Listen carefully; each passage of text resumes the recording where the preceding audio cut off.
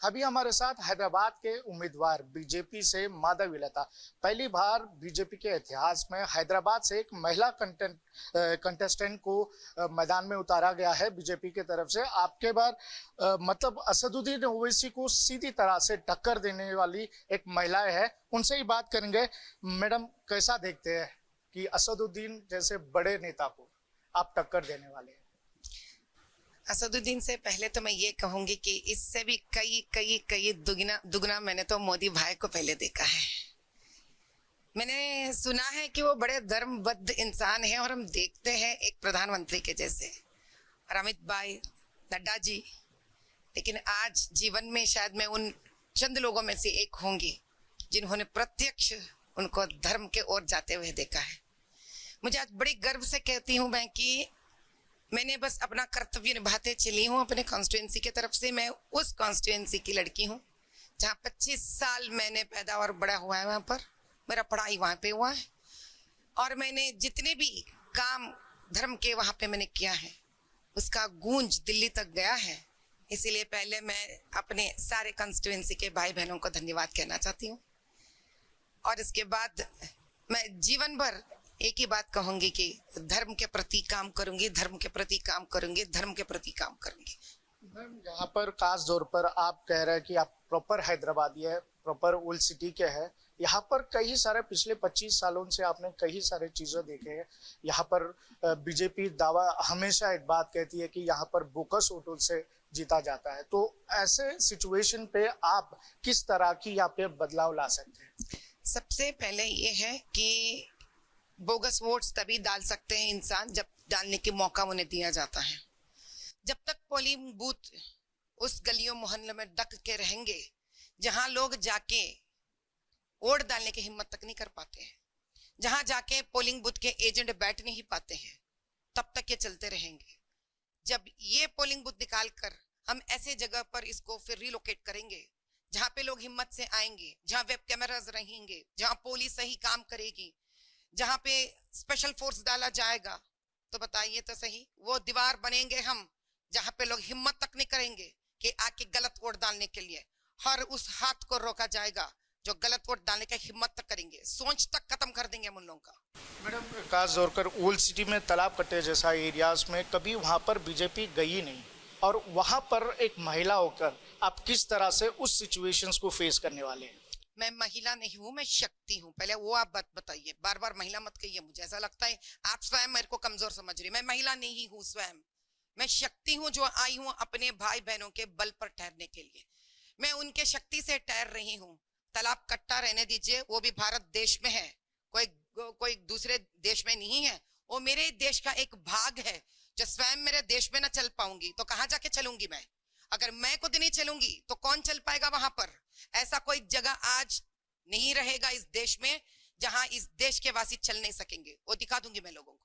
Madam, ये देखा गया तो हैदराबाद में हमेशा 2 लाख 2.5 लाख वोटों से हमेशा बीजेपी आते जा रहे, तो इस चीज को कैसा आप रिकवर करते हैं?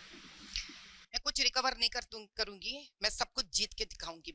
मेरे पास 8 लाख से अधिक हिंदू भाई बहन है, और हर 8 लाख हिंदू भाई बहन को जागृत होने पड़ेगा। मेरे पास इसके बराबर मुसलमान भाई बहनों का वोट है जो आज भी पसमंदे ठहर कर जीवन को कहीं ना बन के रह गया उनको। आज पहली बार मैं बता रही हूं, बंद करो इस देश को 2 टुकड़े में बांटने का ये जो पॉलिटिकल गेम है। अभी नहीं बटेगा देश। हर वो इंसान जो भारतीय है, जिसको प्रगति की जरूरत है, जिसको लगता है बगल का कॉन्स्टिट्यूएंसी तरक्की कर रहा है, खुद का कॉन्स्टिट्यूएंसी तरक्की नहीं कर रहा है, राइट टू नेबरहुड, क्या उस मुसलमान को तरक्की नहीं चाहिए? क्या वो मुसलमान के पसमंद के घर के बच्चों को पढ़ाई करना नहीं है? हर एक को आगे बढ़ना है इस दुनिया में, हर एक को इस देश में आगे बढ़ना है, और जो भी आगे बढ़ना चाहता है वो हमारे तरफ आगे बढ़ेंगे और हम उनके तरफ आगे बढ़ेंगे। मैडम, खास तौर पर कौन से ऐसे इश्यूज है जो आप आम जनता में लेके जाने वाले हैं? किस तरह से आप वोट मांगने वाले हैं? मैं एक ही बात कहना चाहती हूँ आम जनता से, 50 सालों से कहाँ हैं आप? किस मुकाम पे है आपके जीवन? बगल में देखिए हर कंस्टिट्यूएंसी कैसा है।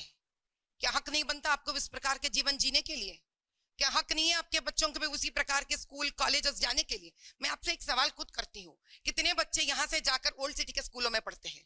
कितने बच्चे ओल्ड सिटी के बाहर के कॉन्स्टिट्यूएंसी में जाकर वहां के कॉलेजेस में पढ़ रहे हैं? कितने लोग ओल्ड सिटी के बाहर से आकर ओल्ड सिटी के अंदर नौकरी कर रहे हैं?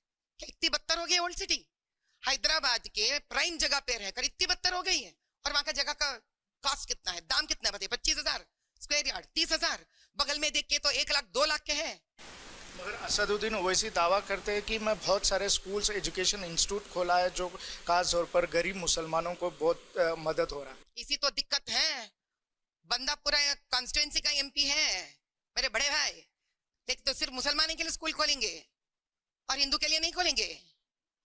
तो 8 लाख उनके नहीं है तो क्या बंटवारा किया उन्होंने कॉन्स्टिट्यूएंसी का? सिर्फ एक ही साइड का एमपी बने हुए बैठे हैं। अच्छा, अगर ऐसे हैं तो चलिए जाके ढूंढ निकालते हैं, क्या कोई पसमंदा है ही नहीं? कितने बच्चे पढ़ रहे हैं, कितने मुसलमान बच्चे पढ़ रहे हैं, कितने मुसलमान बच्चे आज चाइल्ड लेबरर्स है, दिखते नहीं है उनको ये सब? अकबरुद्दीन ओवैसी कहते हैं कि हमारे चौखट पे यहाँ पर सभी लोग आते हैं, हिंदू भाई भी आते हैं, मुस्लिम भी आते हैं, सिख भी आते हैं, ईसाई भी आते हैं, सब लोगों को हम इक्वली देखा जाता है, इसको कैसा देखें? हाँ, चुन चुन के सभी को ले लेते हैं, ताली का जैसा। आप होटल में जाइए, प्लेटर देते हैं, सभी मिलते हैं, उसमें एक टुकड़ा मिलता है, वैसे चुन चुन चुन के शायद उन्होंने अपने पास बुलवाया होगा। एक ही बात आज मैं आपको मुद्दा आपके सामने लगती हूँ कि अगर वो इतने अच्छे और बड़े नेता है तो क्यों है आज ओल्ड सिटी इतने पीछे क्यों है?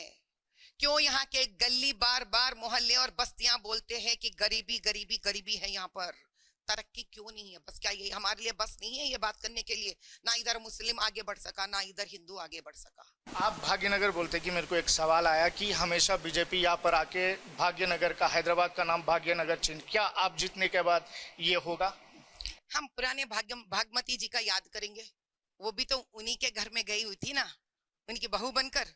बस उसी बहू का कदर करेंगे हम, उनके ही घर की बहू को आज हम नाम देंगे फिर से और शान से याद करेंगे आगे जाकर। ये है माधवी लता जी का कहना, किसी भी हालत में अब की बार हैदराबाद में पार्लियामेंट सीट बीजेपी के नाम पे होने वाला है, ये उनका दावा है। आगे खबरों के लिए देखते रहिए, मैं हूँ राजकिरण बतला, कैमरा पर्सन सूर्या के साथ हैदराबाद से।